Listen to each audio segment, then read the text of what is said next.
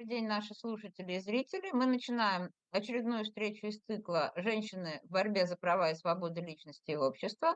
И сегодня наша собеседница, польская исследовательница, а, крупнейший специалист по гендерным исследованиям в Польше, Доброхна Кальва.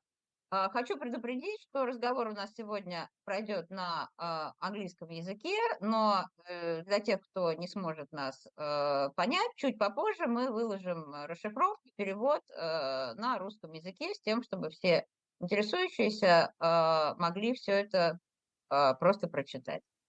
Добрый вечер, Доброхна. Good evening, Доброхна. Let's start our conversation. And the first question, traditional for our cycle, it's the question about your childhood, about family, and their role in choosing your profession. Hello, it's very nice to be here. Thank you for the invitation. As to my childhood, the question is something quite new for me because usually I'm not asked for the childhood. I was born in the late 1960s in the Upper Silesia. This is the heavy industry region in Poland, in a family which was newly come there, and my parents came from the other regions and from the other classes, because my grandparents were from the one side peasants and from the other side there were working class families. So my parents were the first generation of intelligentsia, or this white collar professions. So in a way we were profited with the new system after the Second World War. So I was born in this coal mining area in Poland, and many of my colleagues were from this working class families. So this is the background of my being a little bit different from the others, because I didn't have plenty of friends. Then I came to Kraków for my studies.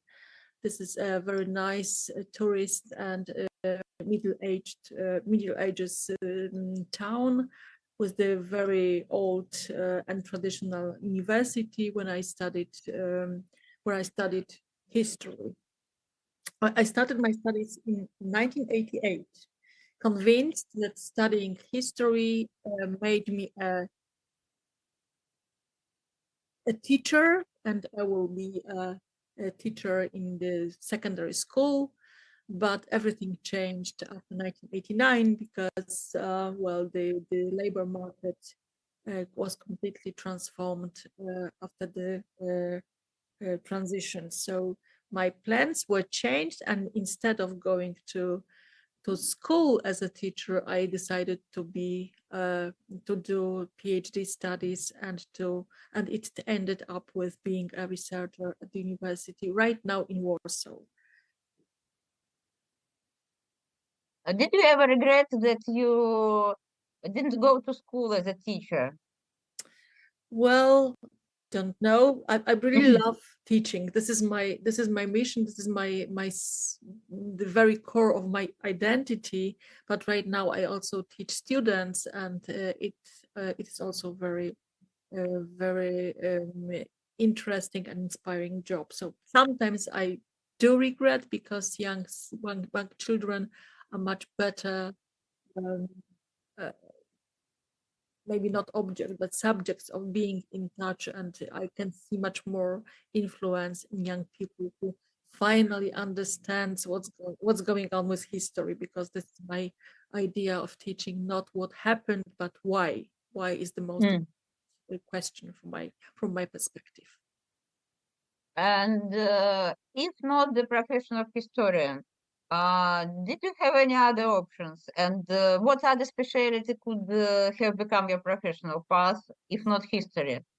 Well, by chance, I would be probably an economist, because it happened also during my time, and probably it would be the best idea of my life. But I've never thought about other kind of professions, but probably being a part of this economical branch would be the most reasonable, but maybe not the most happiest.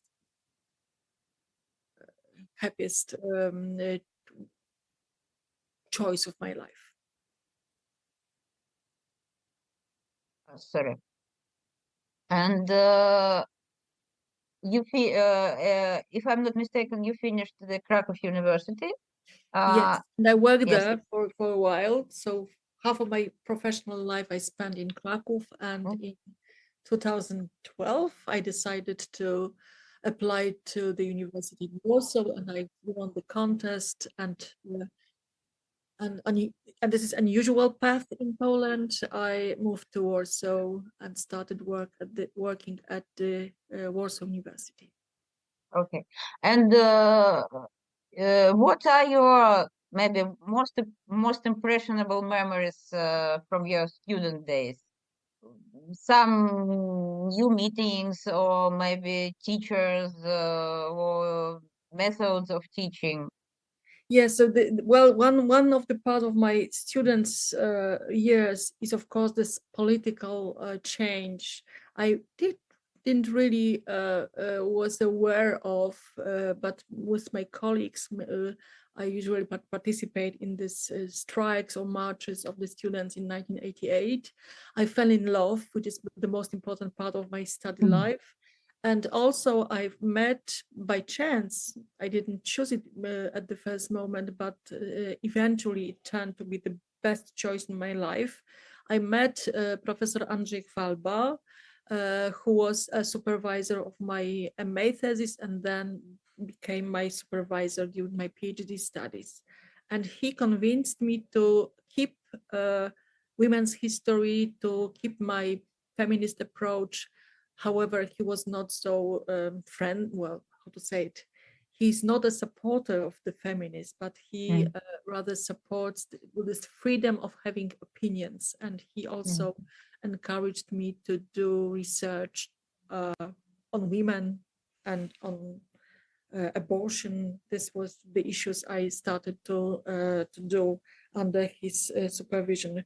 He told me that I'm very unusually able to be objective, or I can explain or present the arguments and the options of the opinions I don't agree. So it was a sort of his support for my doing women's history, because I can keep my integrity as a researcher despite my opinions about the past, about the feminist, about the women's issues. So yeah, he was the sort of a very important part of my life in that moment. Those times, I remember those times because I graduated the Moscow University practically in the same years, and I remember that those times were very, I can say, turbulent, because it was a period of transition, and not very easy and not very peaceful transition from so-called communism, from Soviet regime to capitalism. And for us as young specialists, it was a very difficult time, because a lot of us were obliged to give up their specialties in order to gain money. And but on the other hand, it was a period of freedom, and we were free to choose our subjects of researches. Their archives were were opened, so it's a very multi-sided time. And how do you remember this time as a period of breakthrough, of transition, of sometimes of crushing everything?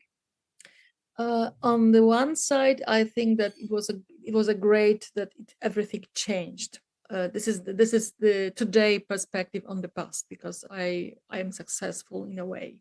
But on the other side, I experienced something that one of the sociologists in Poland called trauma of transformation syndrome, because everything collapsed before I started my my adult life. And all my plans I had when I was 18, 19 collapsed and couldn't work at all. So this is something that probably was a part of experience of many students of such studies like history. There were no much work for historians at all, and the skills like ability to read and think critically, it's not really something that you can offer on the labor market, especially in this time of transition. I think that in Moscow or Petersburg or in Warsaw, it was a little bit different because of this is the huge society, this is the huge labor market. Krakow was a little bit smaller, and I didn't have clear concept what to do. So that's why I thought about something like going to the labor market with this, being a bookkeeper or working in business. It was my first experience of the labor market. And of course, this is probably the very same in many countries. The economical situation of PhD students was really, really hard. And we all had to look for extra jobs to survive, because the money received from the university was really, really small, and it was very difficult. On the other side, at least we could travel abroad. We could go somewhere to do archives, to be in touch with the international community of historians, and it was something new, that we didn't have to have permission of the supervisor, permission of the authorities of the university. It was much more on our own to start building a network of historians and colleagues in different countries. And this is what I really liked about this time, because I met plenty of interesting people, plenty of interesting and clever and helpful historians, especially those in my field. So usually feminists who knew how important is to support women from the former communist countries to do women's history. And this kind of help I had a lot of my life. Where did you manage to travel to which countries at that time? Yes, my first trip as a researcher was London. So it was a time we need a visa, and I didn't know that it is so. It was, of course, the sort of a strange experience of a person who doesn't know how usually people from Poland travel to the United Kingdom. But I entered without any problems. Just usually, probably the officers on the board on this visa place, they just saw that I'm not really a person who's going to work illegally. Just they let me in, and I just spent a beautiful month in my beloved British Library, which is an excellent place. And I also learned a little bit about the Polish migration after the Second World War, because I met these people who didn't come to Poland after 1945, and they had their own Polish community in London. So I really remember this trip. And also I remember my first flight abroad. It was to Croatia for the feminist workshop concerning the women's memory of communism.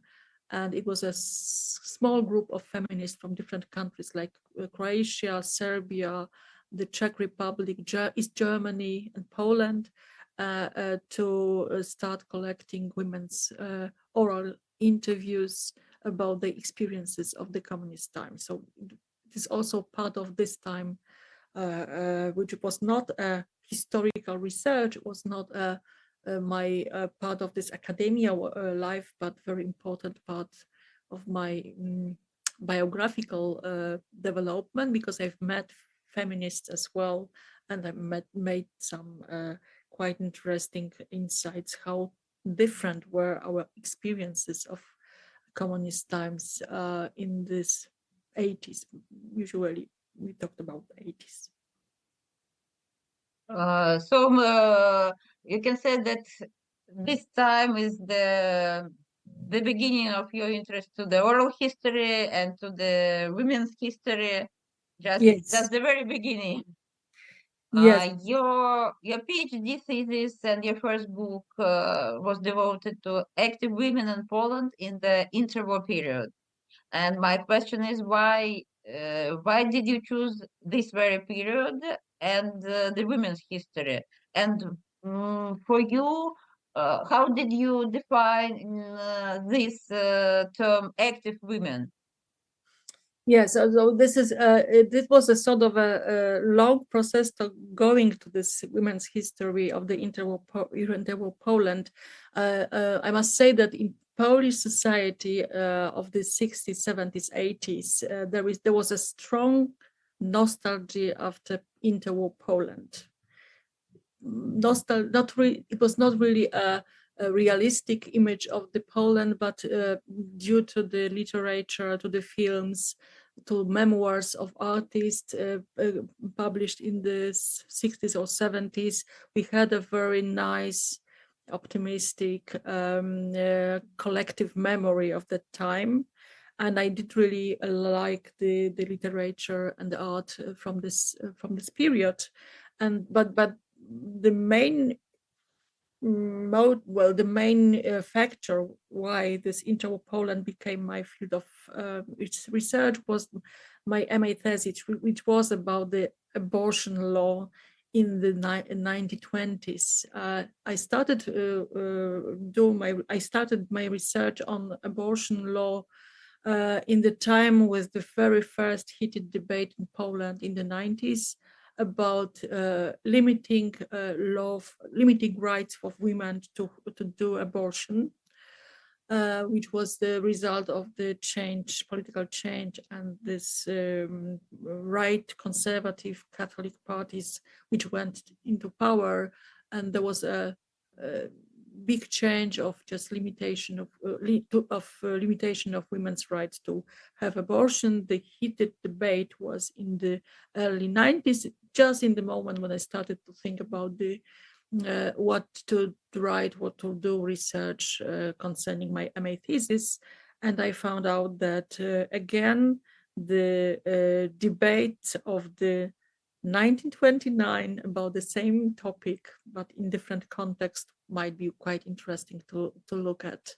What was the discussion, what were the conflicts, was there any kind of possibility to do some agreements? And it was my MA thesis, which was quite challenging because I had to think how to how to keep integrity when I speak and analyze and explain the opinions I don't agree. So I was pro-choice, if we use this contemporary terms, but I have also to explain and to convince that some arguments presented by the Catholics in the interwar time had sense in that moment. So my professor told me if he didn't know my opinions about abortion, he wouldn't guess from this dissertation. So it was a sort of compliment that I could present and keep the balance between in this analysis. However, the conclusion was a little bit pessimistic. There is no chance for any kind of compromise and going to the agreement between these two options, and that happens again. So that was my beginning, and because many of women's organizations were involved in this debate, so in that moment I decided to do something about it, because we hardly knew anything about women's organizations in Poland, in interwar Poland, and I decided to do in this way. At first, I thought it would be easy to just write a history of women's organizations in interwar Poland, but after a while, I realized that there were too many of them.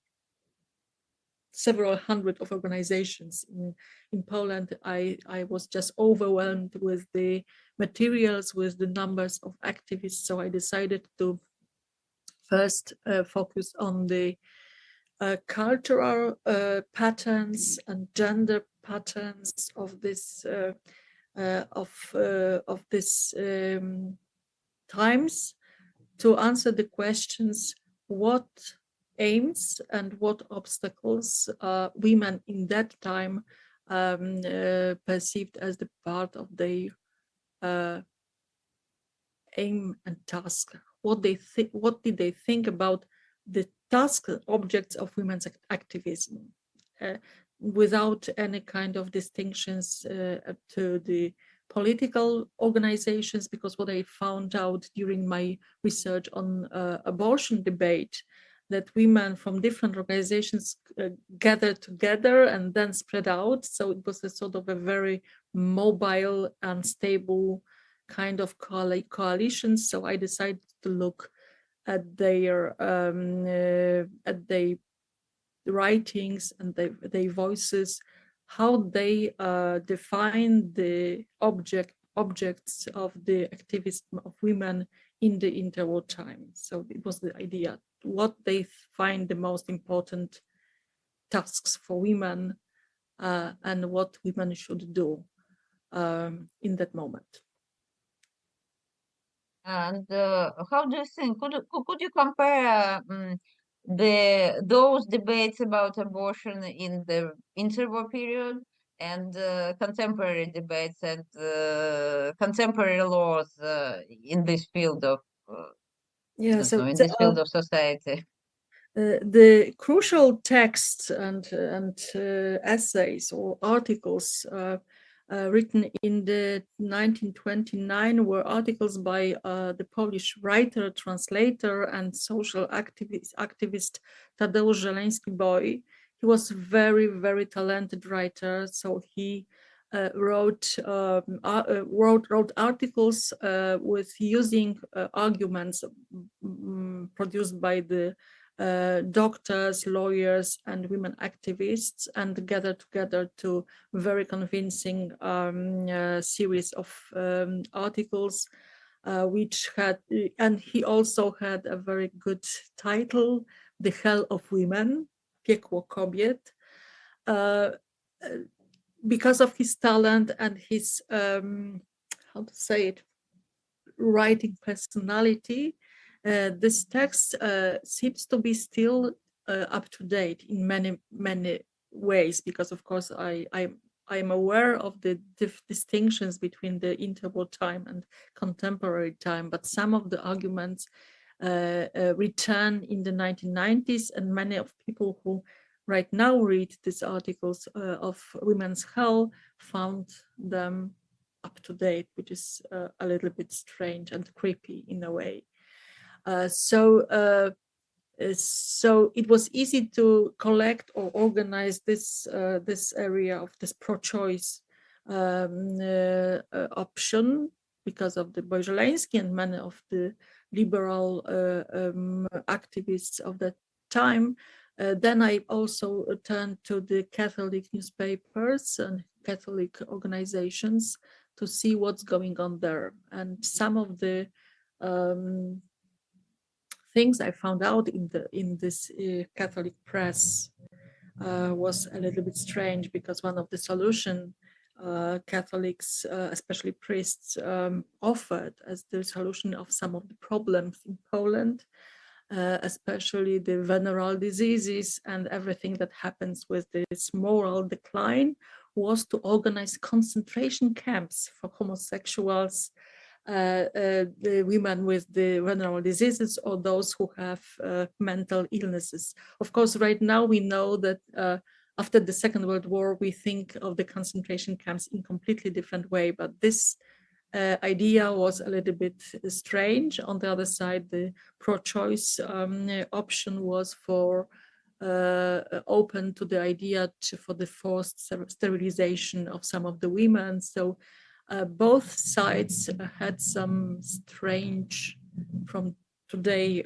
contemporary point of view, strange ideas, but which were integral with this interwar time, with this idea of the social engineering, the engineering of the society and finding the scientific solutions for the mental and physical health of the society. So it was also quite interesting to look at this time in a little bit different way. So still is something that is important, but right now, of course, we have completely different moment in this debate, because today we don't talk about a new inventory, which meant contraceptive or this calendar for fertility or infertility that women can control by themselves, which was introduced in the 1930s. Right now we have this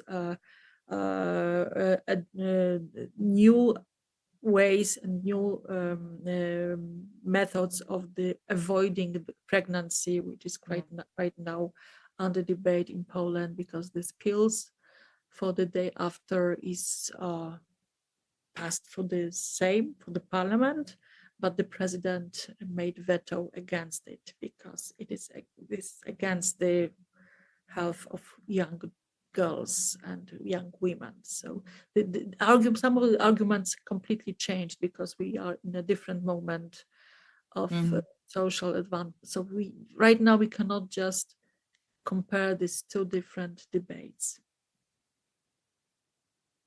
It's very interesting. And another question is maybe a little bit specific question of sources for you as a researcher, because for me it's very interesting, because I also study some points of participation of women in the revolutionary movement in Russia, and for me it was quite difficult to find the information I needed, because I discovered that in memoirs, in their autobiographies maybe, there are little personal points, and even less some specific woman points, because the majority of those women were eager to show that they were fighters, they were participants of the common struggle, and not specifically women or mothers and daughters and sisters. So how do you find, is there such problem for you in Polish sources? And another side, how do you think maybe oral history and some family stories could help us to solve this problem? Well, let me start with the one thing that I think it's universal, that very often women ask for the this autobiographical testimony, or just writing down their biographies. They usually react with this: I have nothing to say, I have nothing to write, nothing important happened in my life in terms of historical significance, which means that they are the product of not only Polish, but I think it's very typical historical education, but we focus on the state, on the nation, and on the political history, which means that there is no place for everydayness and normal people experiences of life and strategies and tactics.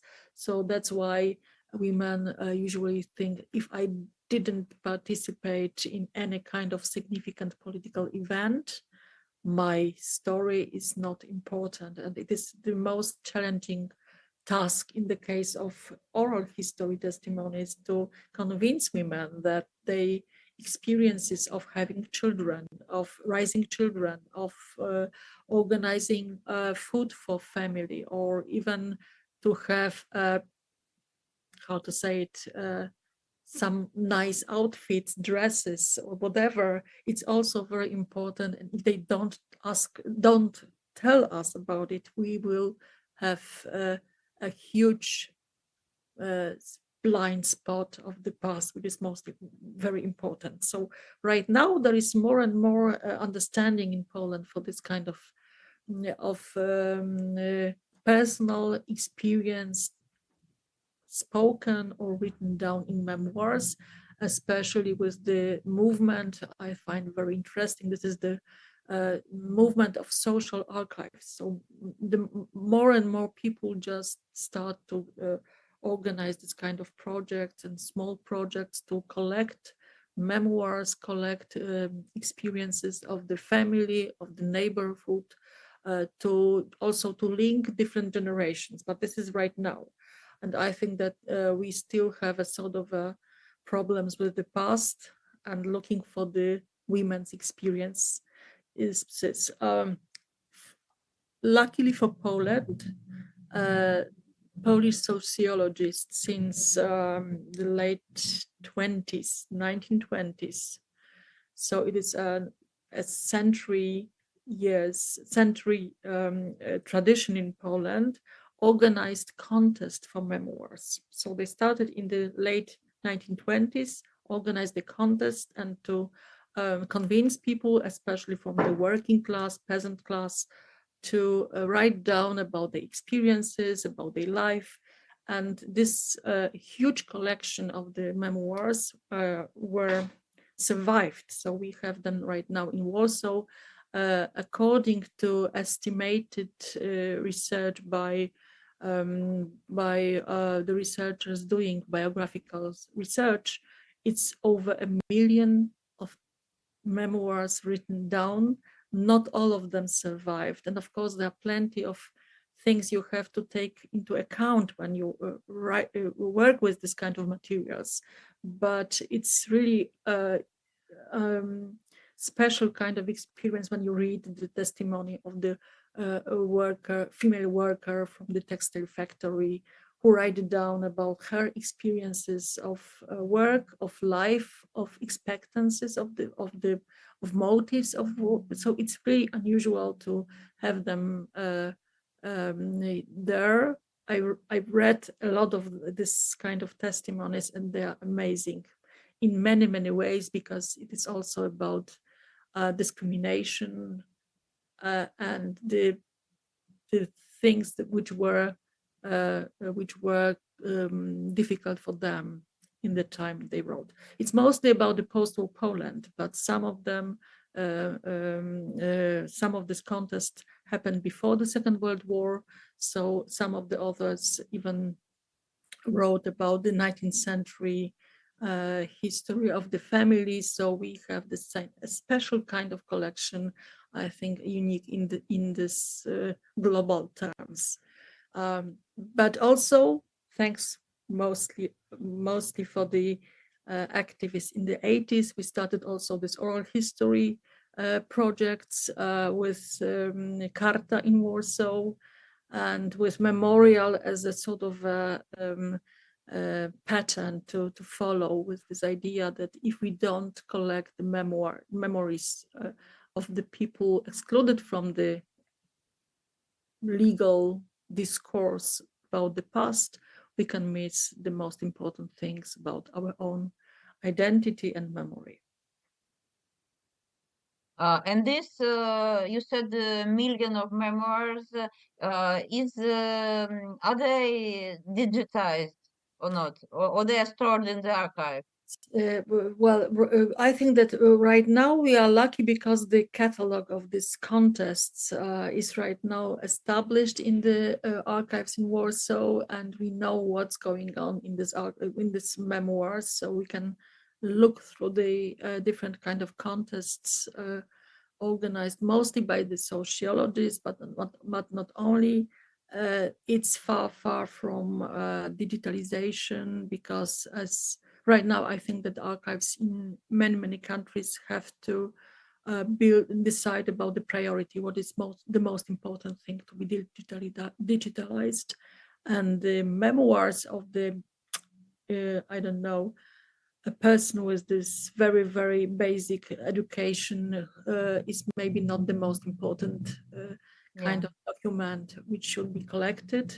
Usually people just do photos and build their own collections of the memoirs. I do the same, so it's a sort of a quite interesting experience to look through the history of Poland after the Second World War through the eyes of people with completely different experience and expectations and system of values, for example, which is also quite interesting. In Russia, there is a project which is called, in Russian, it's Прожито. I don't know how to translate rightly in English. It means something like my experience, what I experienced in my life. And its main idea, as I understood, to present, it's a special site in the internet.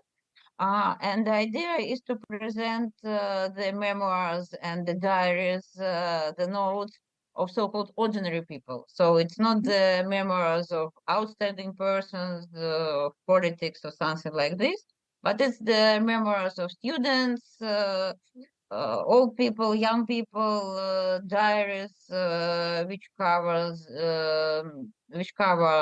2 years or the whole life of the author. And it's very interesting to look them through because they represent us the ordinary life of the Soviet society and the ordinary life of different strata of the society. And this life is presented, as you told, by those who experienced this life, and from very different points of view, from very different educational level, and so on. And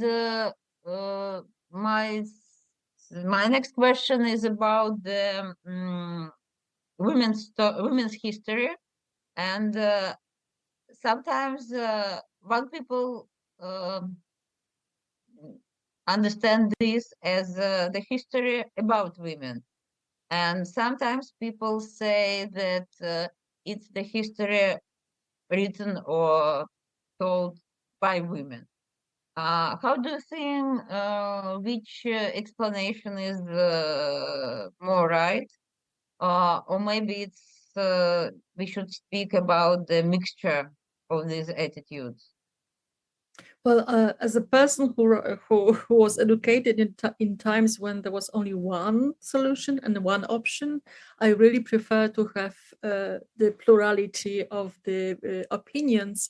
But what I really like to, this is my idea right now, and that's sort of a mission to make an order with this concept, because I really like to think about women's history of women, which will be a sort of just information and knowledge about what happened, about women and what women did in the past, but also, and this is the sort of a factual level of the historical knowledge. This history of women is also in Polish case usually connected with this non-gender, non-feminist, objective knowledge about the past, and this sort of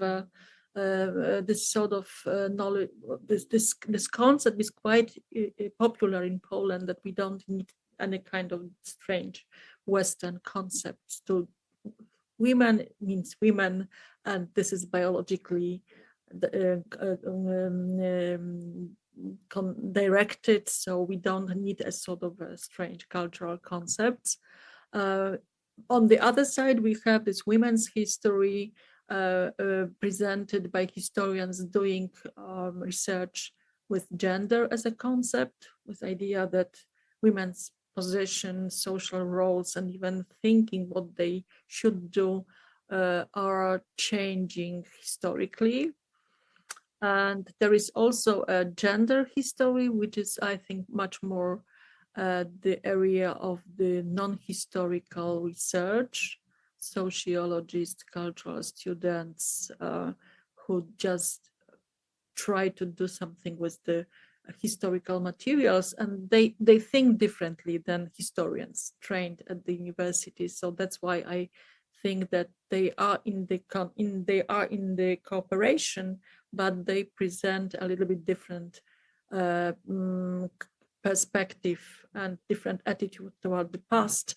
Usually historians are much more aware that the history is a different world, so that we shouldn't think of the historical actors of the past in the same way when we operate. And in the case of gender history conducted by non-historians, they usually forget about the fact that women in the 19th century, they thought in a different way, and they are not the same as we are. So these three fields of research.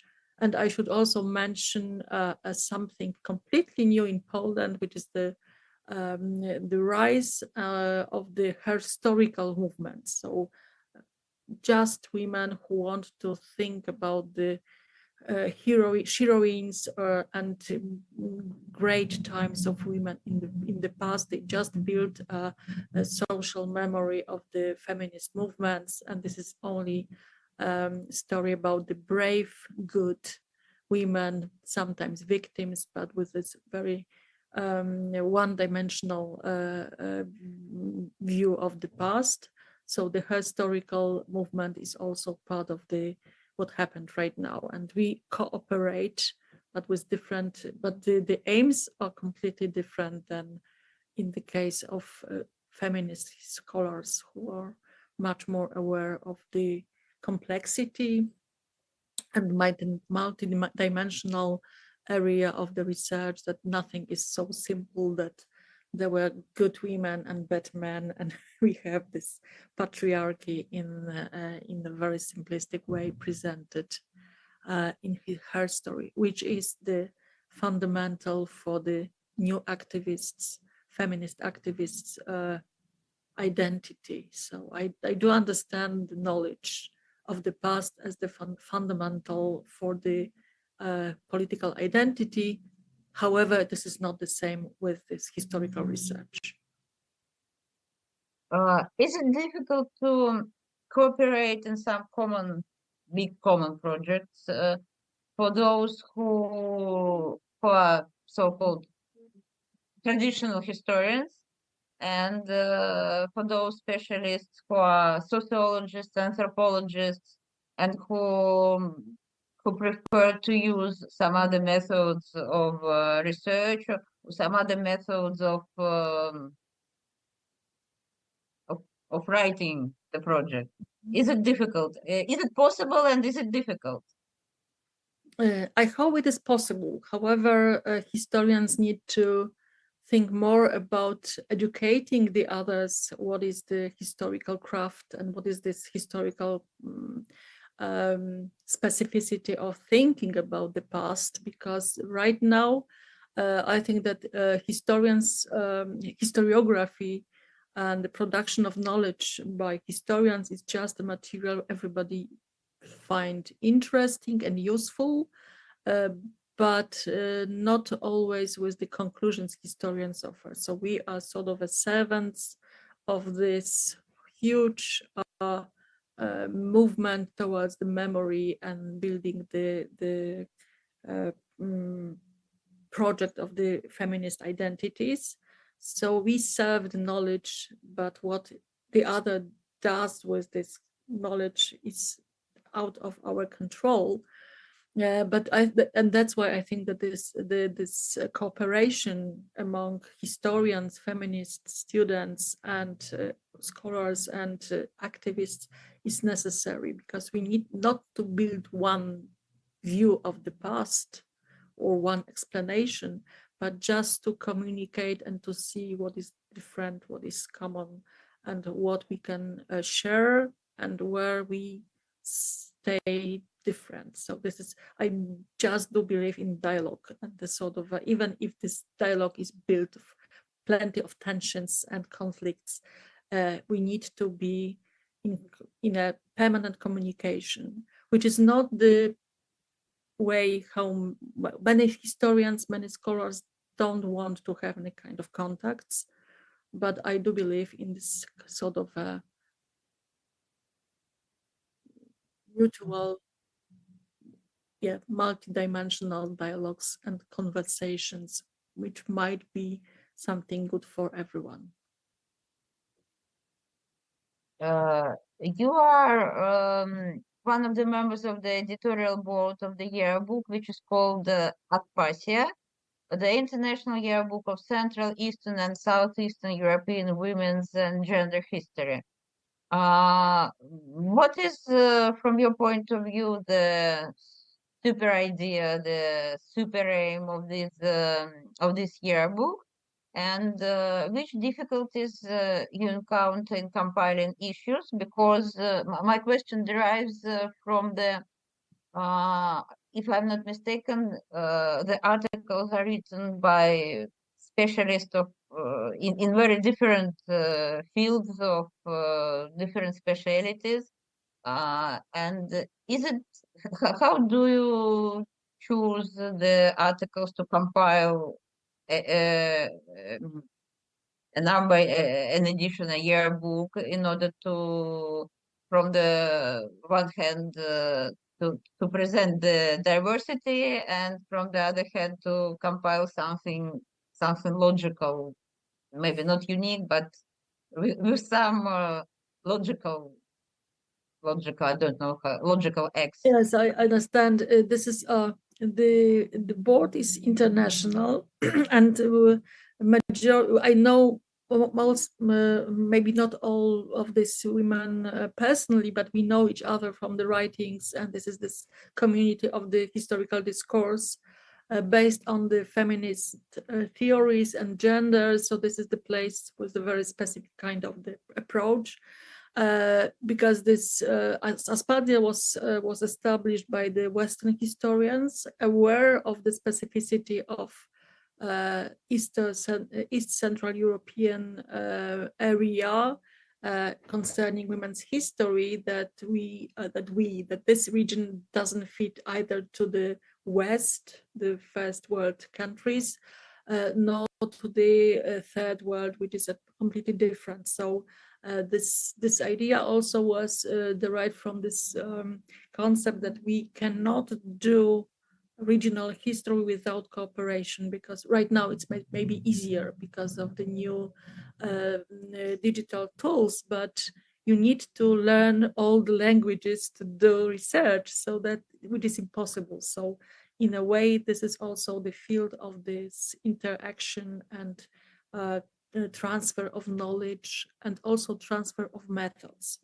Because from my perspective as the member of this editorial board, our task is not only to select the articles and to make a peer reviews, etc., but also to make a sort of an education, or friendly education, what kind of questions and what kind of arguments are better to make the reader understand what's going on in the past of the region, of the countries. So there is not so much space for just pure factual articles with the information who did what, etc. But it should be much more connected to the discourse, historiographical discourse. So we also expect that the authors will refer to other articles, to the other interpretations which are in the general scholarship or global scholarship concerning the women's history of East Central Europe. So therefore, the editors help the authors to enlarge the knowledge and to find the links to the other historiographical articles or books. So this is a sort of I think that it works in a way, and it is also thought as a space not only for historians only, but also for those who offer quite interesting knowledge or interpretations, even if they are sociologists or anthropologists, as long as they fit to this historical perspective as well. So it is also a space of dialogue, I think, in that moment. Well, strongly recommend to send any kind of articles and drafts, and I can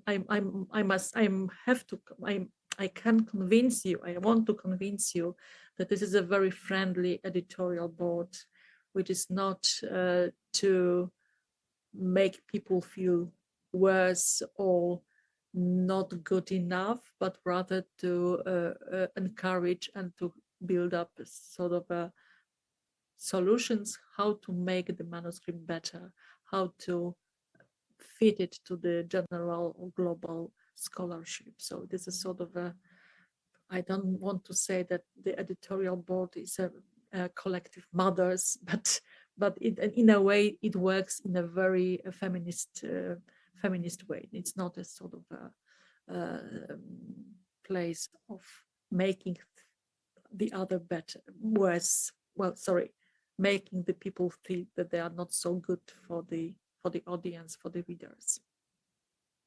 It's very important because when you send some article to a, how to say it, to some new journal which is new for you, and you are not familiar with some rules, with some attitudes, and then when you receive the review and the notes, and sometimes you feel that, oh, it wasn't a good idea to send this article because I don't know this and this and this and this, and I should study for years in order to be able to present the article. And certainly when these notes of the peer reviewers are friendly and with some not only telling you where you are not right, but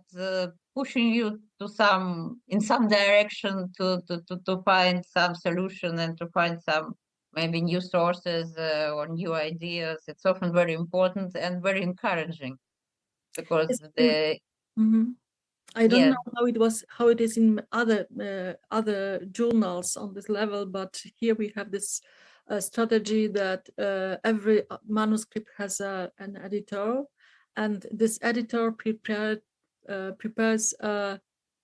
feedback for the author based on the 2 peer reviews outside and 1 peer review from the inside. So this is not a sort of a 3 hostile peer reviews you receive, but just a sort of a compilation and summary of arguments for and against, saying what is great with this article, with the manuscript, and what should be probably rethought or rewrite. But this is really the idea that we need to be friendly for the women writing and doing science. So this feminist approach is necessary from our perspective. It's a very good idea that you have the editor who compile the opinions of 2 reviewers, because sometimes the author receives 2 reviews and they want the opposite things. Yeah. And so the author thinks, and what should I do now? Because it's impossible to follow one opinion, and so it's quite impossible situation. Yes, I know this from my own experience from this application for grants. That one writes down that it's an excellent application, and the other says it's a hopeless situation and it was nothing. So in this case, we have this sort of this editor is someone who decides in the end, or if I am not convinced, I can also ask the other members of the board just to think about the articles. There is also a great job of the Sharon Kowalski, who is the chief editor, because she also helps to with the linguistic level. So she also makes our text better, because she is American scholar, so she is a native in English. And therefore, yeah, I think that the authors are taken care of, and we are like friendly mothers or friendly colleagues in this tasks to have good articles and good scholarship on women's history. It's a great job and it's a great enterprise, I think, and very helpful to the authors.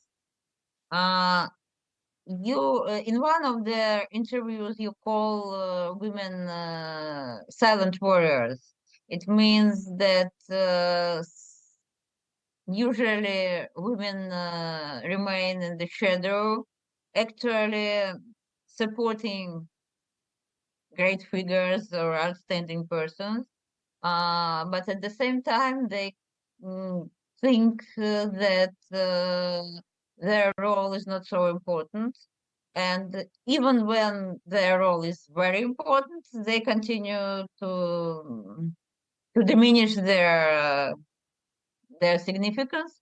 And my question for you is, how do you think, is this position of women, of while they diminish their necessity, their significance, their importance, is this opinion is due to their own mentality, to their own attitude to their lives, or maybe it is influenced more by the attitude of society? Because I think that though we have some changes in societies, but the majority of them are still quite patriarchal and with domination of men, but not women. I think it's there is no one clear answer for this question, because first of all, I think I can say only about the Polish society, that still somebody who praises himself or herself, that I am the genius, I am the good one, is not really well perceived. So we still be very, very shy, and we should diminish ourselves by and it is a good attitude and a good approach.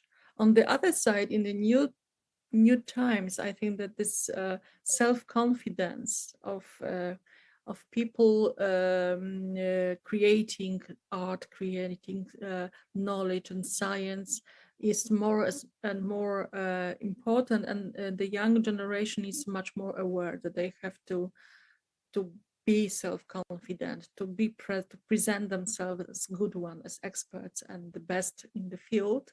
And some of them choose this pattern, and good for me, good for them. And I think that this is mostly, and something is changing. I see the change is coming, but it's not a overwhelming attitude, and still there are plenty of young people, especially women, who present themselves, I'm not so important, my work is not so significant, and staying behind. But I don't know how to change it, because this is so deeply rooted in the culture and in the society. Even myself, I am self-confident, or rather I pretend self-confidence, but still don't have this kind of inner strength and identity that I'm a warrior and I should be visible, and I should shout about myself and my achievements. But step by step, something is changing, and step by step, young scholars, female scholars, are much more aware, and they have support from this older generation who was not so who didn't have this kind of luck that they could be so visible and to be that they have right to be visible and loud in terms of their successes. So in a way, I envy the younger generation that they are much more self-aware and self-confident. Usually some of my colleagues, these younger colleagues, they usually have this experience of going abroad, have contacts with different, have scholarships in different places, and they have obvious arguments for this self-confidence. So probably this global change and is something good for them as well. I'm not quite sure how to change it in terms of this not so genius scholars who are just excellent and outstanding, but just normal people, normal women who are not certain about the value, their values and their importance in different places. So I'm not quite sure what to do, but I see that the younger generation is much more louder and visible, and they have no problems with going outside. And the protests concerning abortion in the 2019 in Poland was a very good sign and a good example of this kind of rebellion of the young girls. And continuing this theme, you are chair of the department in the Faculty of History of the University of Warsaw for several years. And is it for you? Is it easy to be the leader, to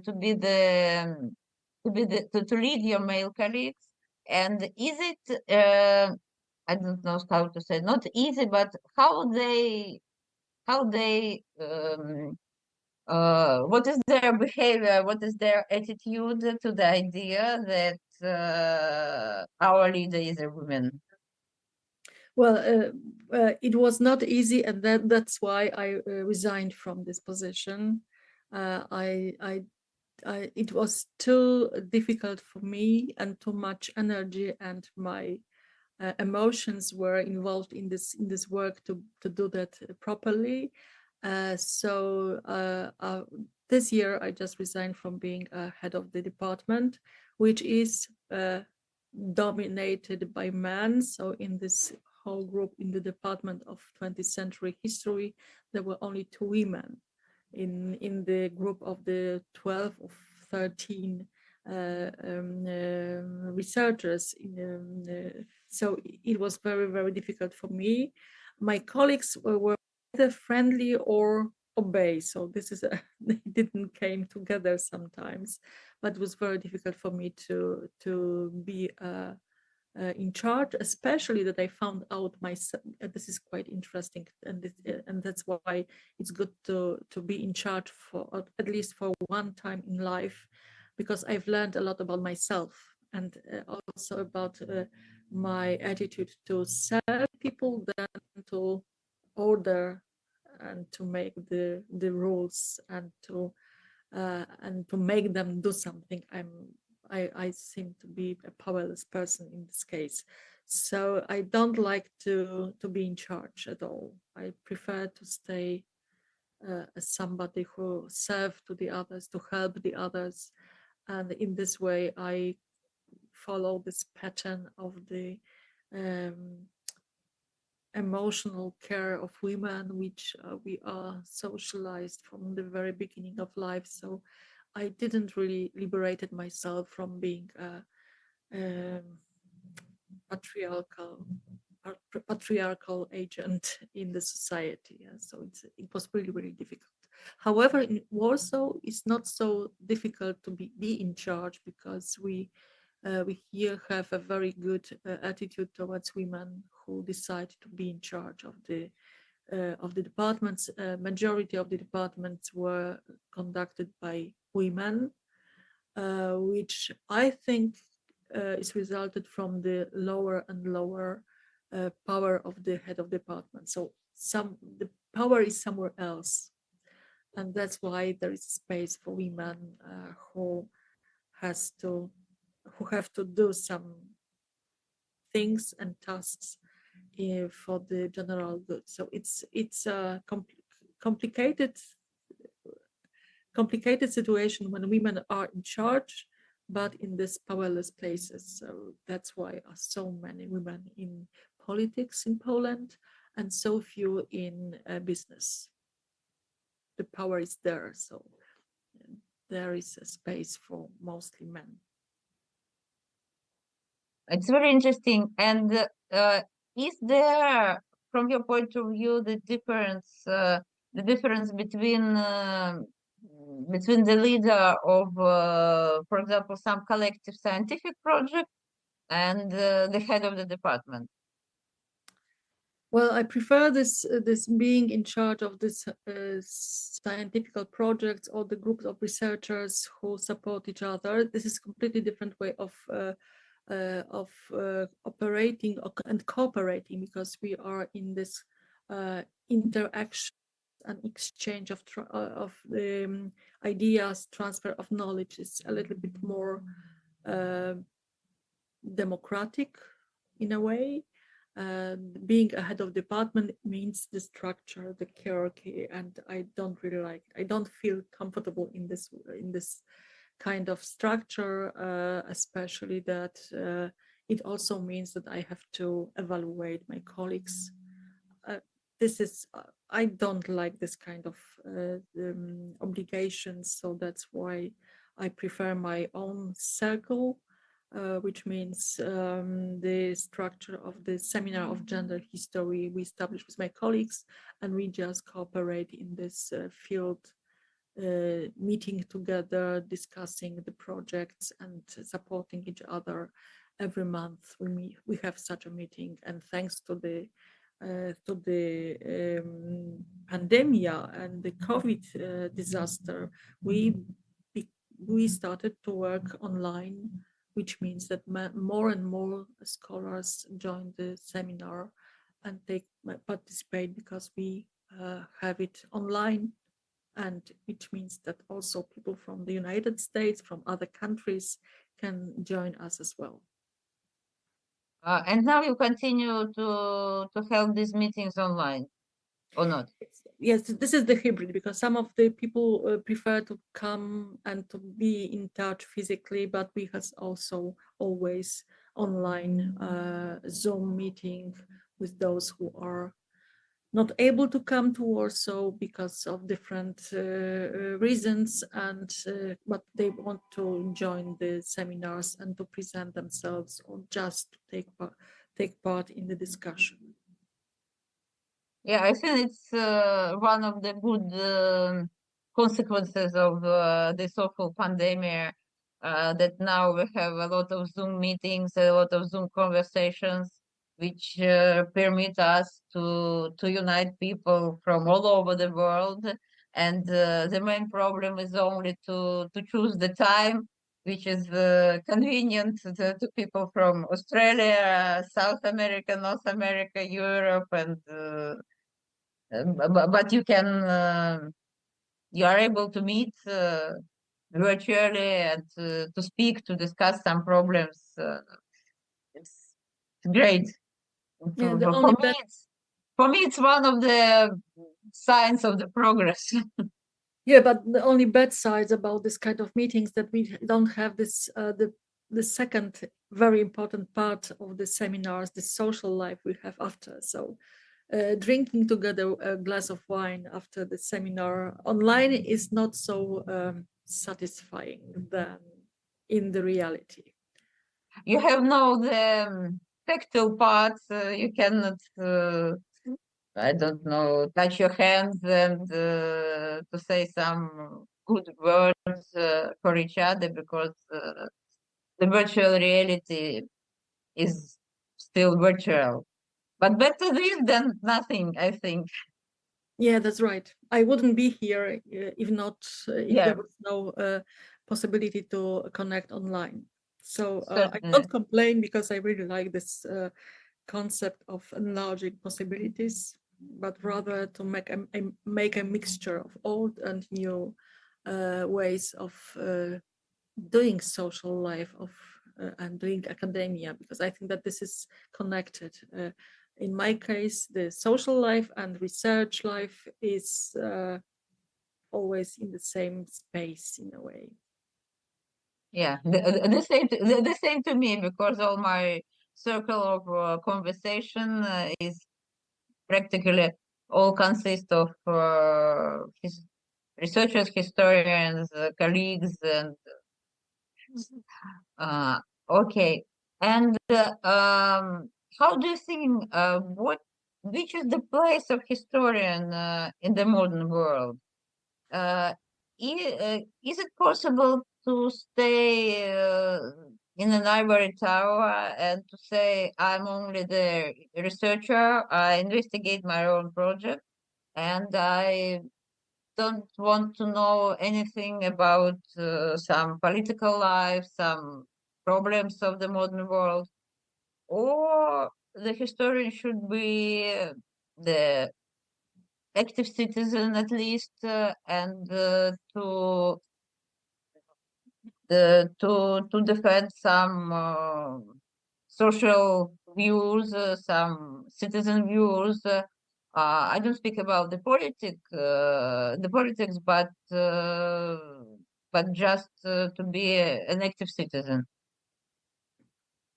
Yes, I think that everyone who is educated in a way should be active member of the society and to be an active citizen.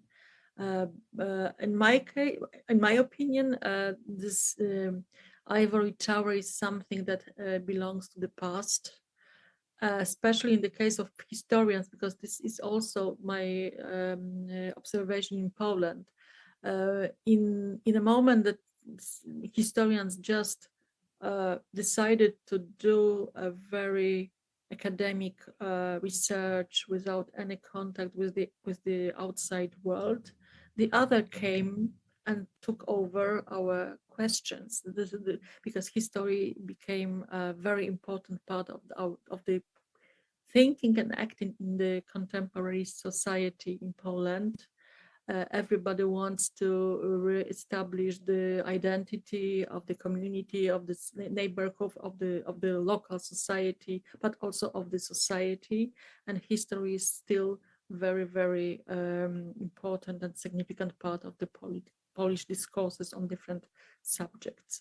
And I think that if you observe the contemporary world, and if you think about the future, the new questions rises. Yeah? So you think about different questions, you can look for the answers in the past. So we should react on the reality to also establish new fields of the research. That's happened with the environmental history. That happens also with this global concept of global history, which is not so Eurocentric. This is also about this history, which is not only about the political life of parties and states, etc., etc. So we should be open to listen what's going on around, and listen what kind of threats, what kind of hopes we can expect, we can experience. And so we are not in the ivory tower. We've never been, so in a way. So I don't believe in this sort of a possibility unless historians will be sent by the rocket to the cosmos and somewhere in the space to observe the world behind. So what I prefer, this is the sort of integrity, just not to in terms of staying historian in one place and being active in the other. I don't like this kind of historical research which blur the line between the research and the identity. So this is not the same. So I try to have this clear clear concept. What am I right now? Whether I'm a historian, whether I'm an activist, I shouldn't do the both in the very same time, because it means that I'm not. I'm just in a way failing as a historian, and as a person as well. So you mean that it's a tool to preserve yourself as a good historian, is to choose who you are in this very moment of time. When you are writing a research, when you are doing research, you are a historian. And then when you do some social or political activity, you are just an active citizen. Yeah. That is also, And this helps us to preserve our objectivity as a researcher. yeah, but also as an active member of the society, as a feminist, I of course raise the questions which are connected with my feminist attitude towards the reality, society, whatever. But as a historian, I should sometimes expect the answers which are not pleased for me. And at that moment, I have to also present this kind of answers, yeah, because this is the problem with this hiding what doesn't fit to my outlook, or with my thoughts, or my ideological choices. But as a historian, sometimes I have to say, well, not all women were good persons, not all of women were only victims, etc., etc. So this kind of integrity is a part of my historical identity as a scholar. I'm quite agree with you, because I think that it's we can say more general that for historian it's very important to be able not to identify not to be identified with your with the heroes of your research, because when for example you like them, but some sources show that they were not so white and pleasant, and that made perhaps something maybe even indecent or something bad, and you are obliged to decide whether you are the fan of your hero, or you are a researcher, and so you must write that I'm sorry, but my hero is not so good, and I should describe him or her, doesn't matter, according to the sources, according to the evidences of contemporaries, for example, according to some memoirs.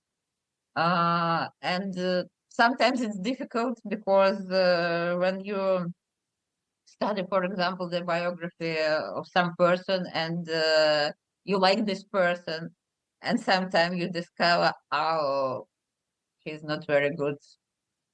But Yes, that's my but point. still you are obliged to say about this.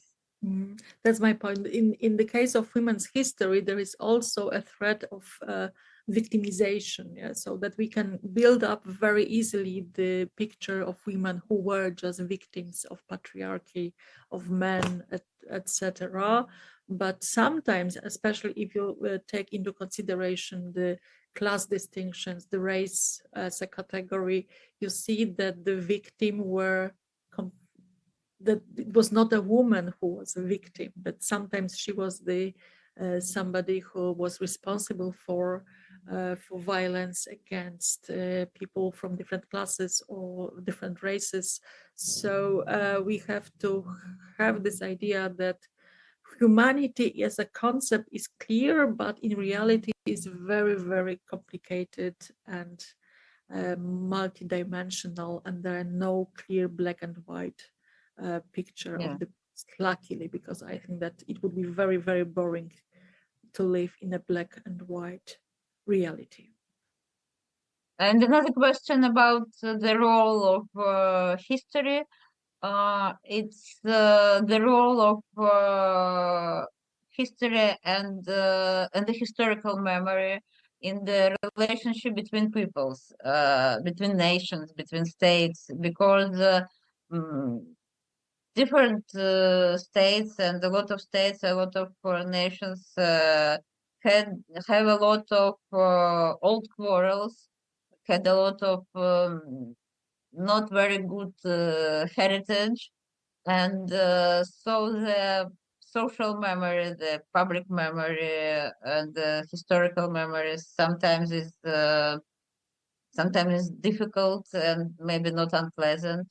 And how do you think what historians could do in order to to improve the relationships between people? Maybe to explain why these memoirs are so difficult, or maybe I don't know how. What should we? What can we do, or what should we do? I think that we should make people more and more aware that there is historical knowledge and historical memory is something completely different. That in this context of historiographical knowledge, historians are aware of different interpretations or conclusions, that we operate in different paradigms. We accept plurality because this is the historiography. We work on the same material, but we have different methods, etc., etc. There is a space for different answers. But in the case of historical memory, which is connected to the memory communities, there is only one vision of the past. And there is only our vision of the past, which is true, real, and relevant, and should be accepted by the others. And that's why I'm rather thinking about this memory wars than history wars.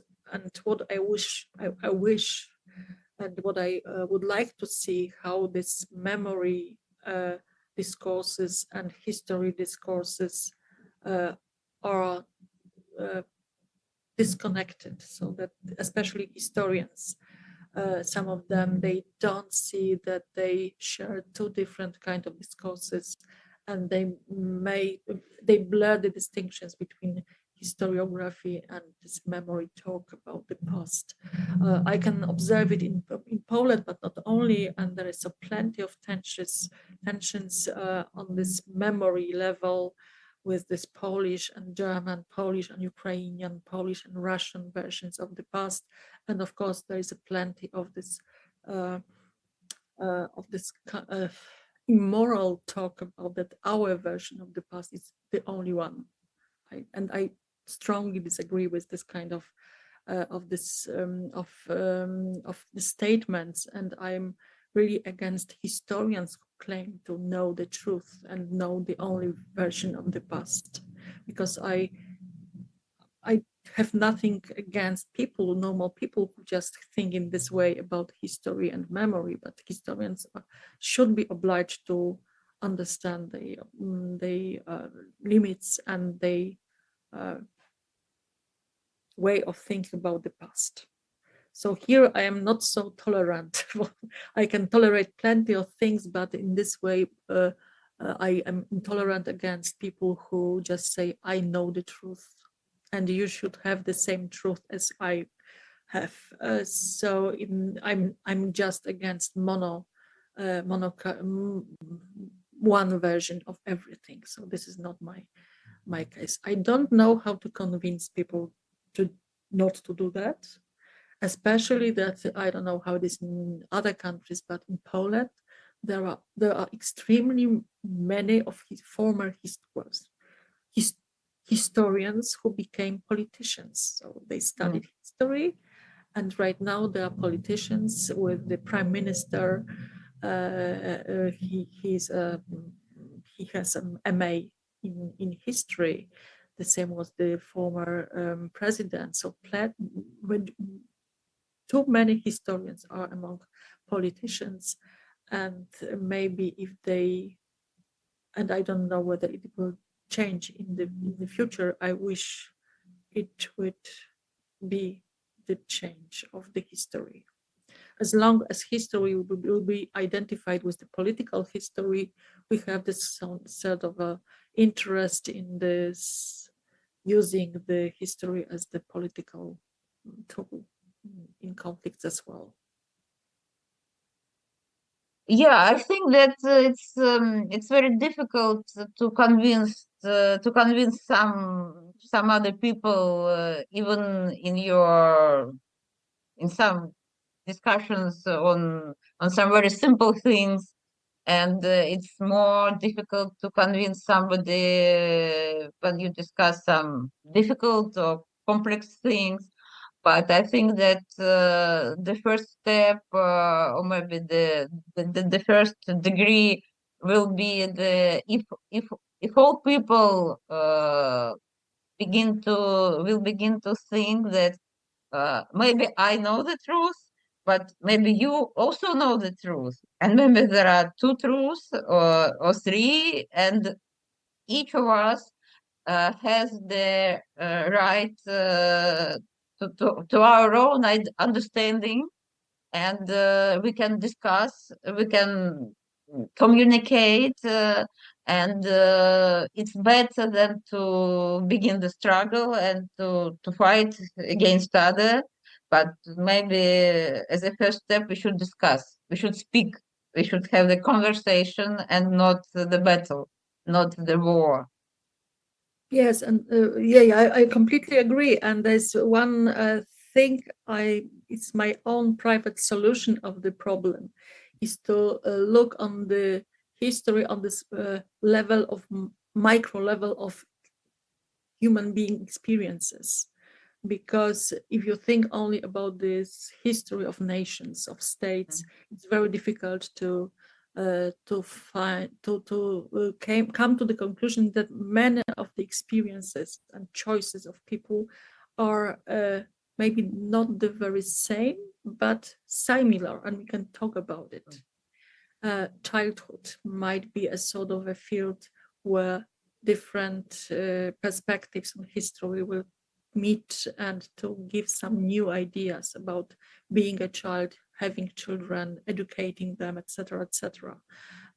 So then maybe that's why I don't like political history in this traditional way, because it's much more about conflicts and proving that we our nation was right. So I don't like this kind of involvement. And of course, this is the problem that social memory, historical memory, is all about identity and being involved. And doing history means that on at least one or two levels of your research, you have to detach yourself. You have to have this sort of a step back to gain the distance to the object of the research.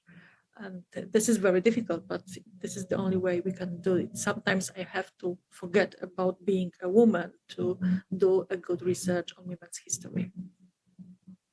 How do you think, which are the perspectives of this low-level history of the history of the ordinary life of ordinary people, and also of the women history as the history of not great outstanding people, some queens, for example, but of the simple people who are the majority, who are always the majority of the population, and which are the perspectives of such kind of history? I don't know what are the perspectives. I know what perspectives should be the best, the developing. So I'm fully for micro history experience of everydayness, because this is what I find also interesting for the young people. They understand this kind of message, and probably they are not very good in understanding this abstractive knowledge about the parties, political programs. So I also trying to understand what's going on with this historical imagination and knowledge when as young students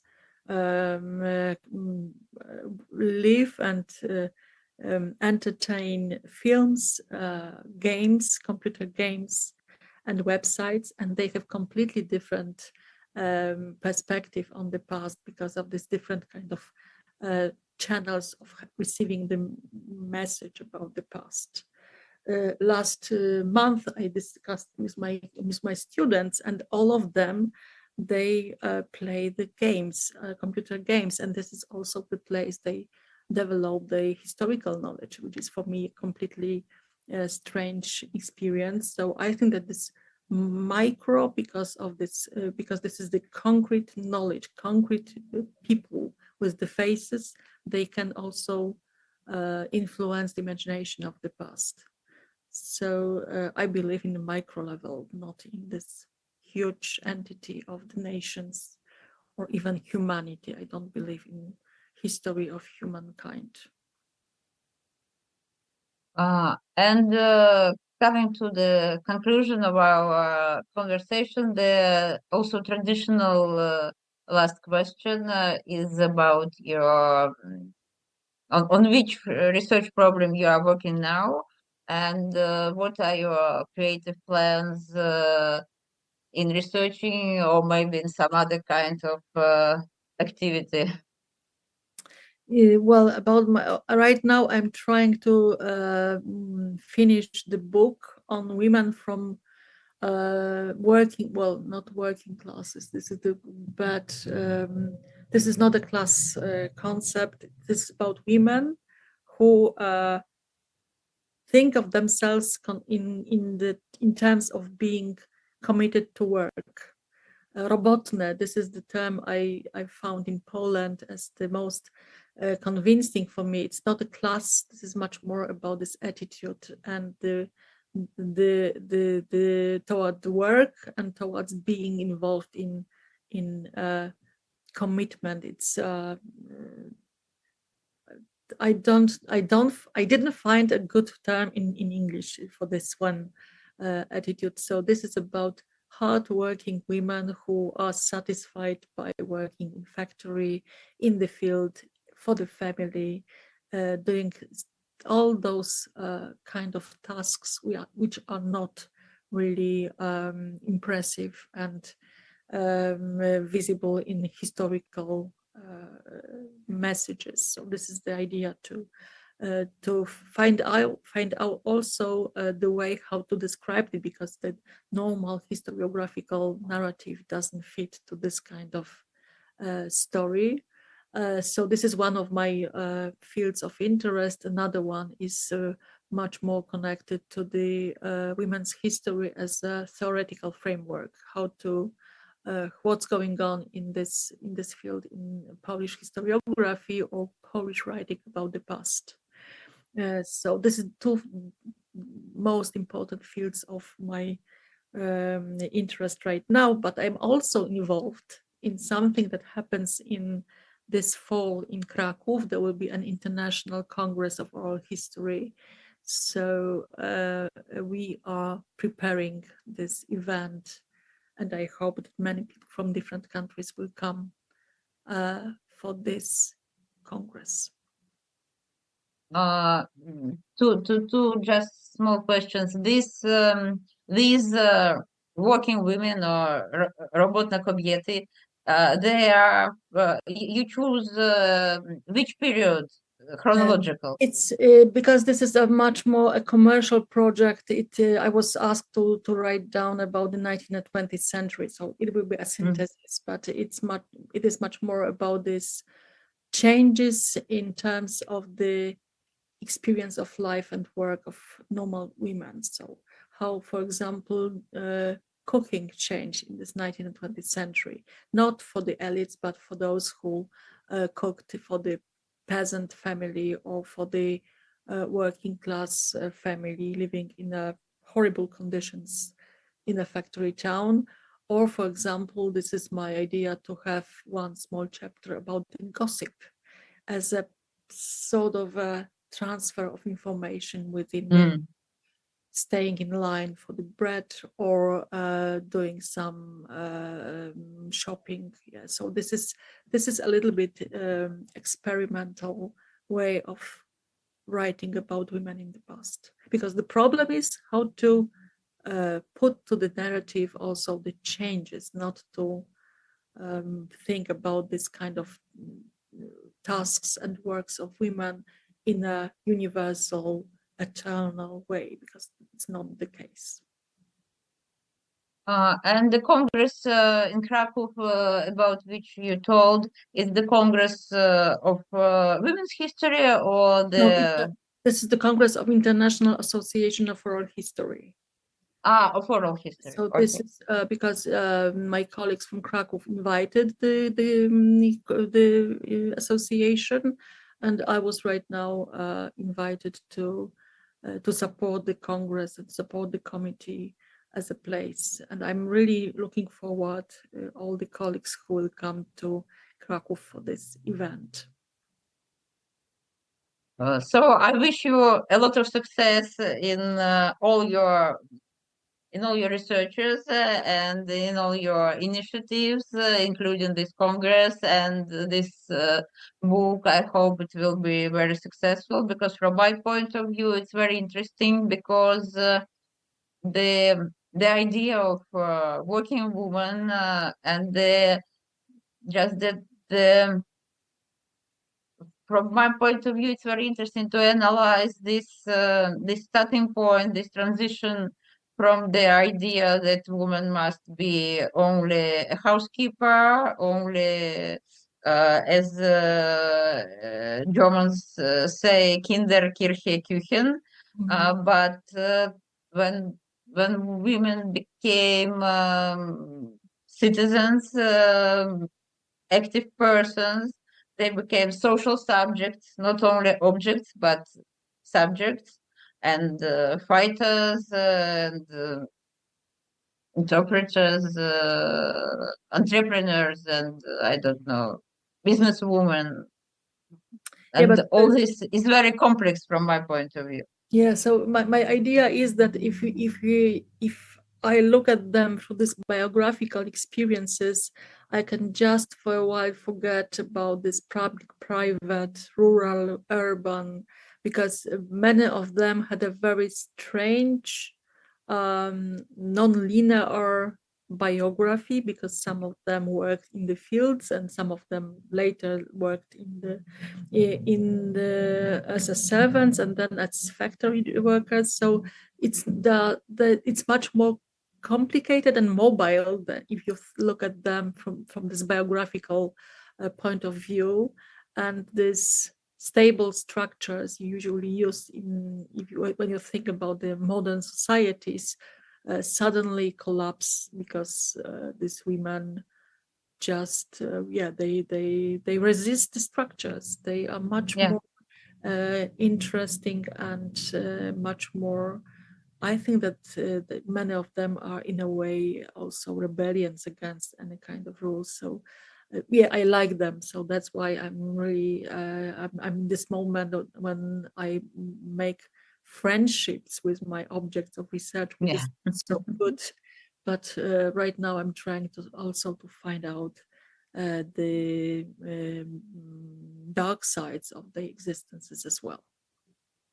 I think that they even broke the structures and broke the stereotypes.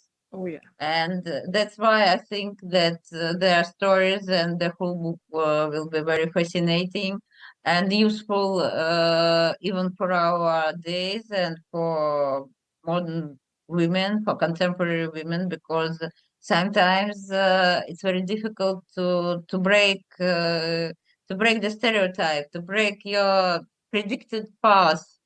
When you think that your life will be very straight, and sometimes it's necessary to decide that now I go to the right and to the left, and it's only my opinion and my decision where to go. It's not the society, not my parents, not my husband, not my friends who decide, but it's me who decide. To recognize yourself as a subject, as a subject. That's completely agree. That's my point in terms of this women. Okay. Thank you very much for your very interesting conversation, and I'm glad to hear that for a lot of points we have the similar points of view. And for me, it was very interesting to speak with you and to discuss some problems of women's and not only women's history. And I hope that this discussion will be also interesting for our for those who see and hear us on the YouTube. И переходя на русский, скажу, что мы обязательно расшифруем эту запись и под этим изображением выложим русскую версию текста с тем, чтобы все желающие, интересующиеся могли с ней ознакомиться, потому что, на мой взгляд, мы обсуждали очень много интересных и важных тем, которые интернациональные и которые будут интересны людям, говорящим и читающим на разных языках. Thank you very much for the conversation, and I was glad to see and to hear you, and I hope that we'll be in touch for future. Thank you. Thank you very much.